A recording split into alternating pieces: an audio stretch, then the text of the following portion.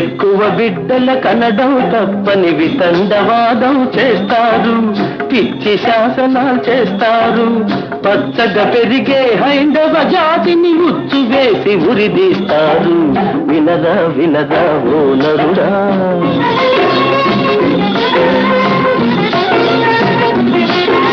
భూమికి పరిమితి చట్టం పెట్టి ఉన్నది ఊడగొడతారు.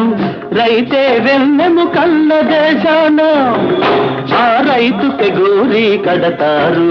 వినరా వినరా ఓ నరుడా, బ్రహ్మం మాట పొల్లుగోదుర, కాల జ్ఞానం కల్లగాదుర. వినరా వినరా ఓ నరుడా.